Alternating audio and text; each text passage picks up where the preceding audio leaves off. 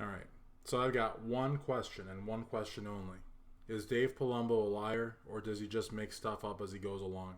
I knew that tonight on Heavy Muscle Radio they were going to talk about me. Of course, they put up a big picture, Duke KO'd, Powell, whatever. I think I was more newsworthy in their eyes than their own Bros versus Pros event.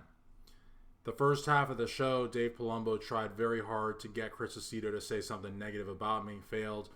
Even said something like, I guess that's why he hates you so much, Chris. And Chris didn't take the bait, thank God, because I've got mad respect for Chris Aceto, and Dave Palumbo's just grasping for straws.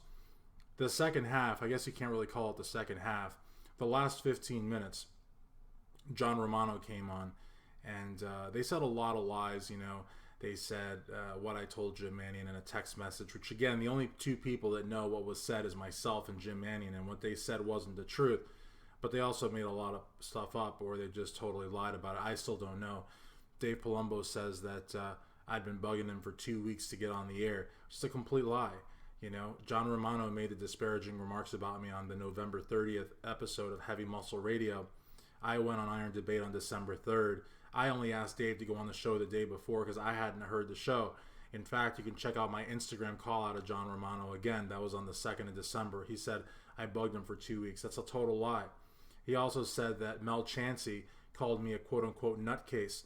I reached out to Mel, and Mel said that, quote, it never came out of his mouth, end quote. So Dave Palumbo just totally lied about what Mel Chansey said, totally lied about me bugging him for 2 weeks, maybe at most 24 hours. They both totally lied about what was said to Jim Mannion in the text message. I mean, they just basically lied about everything.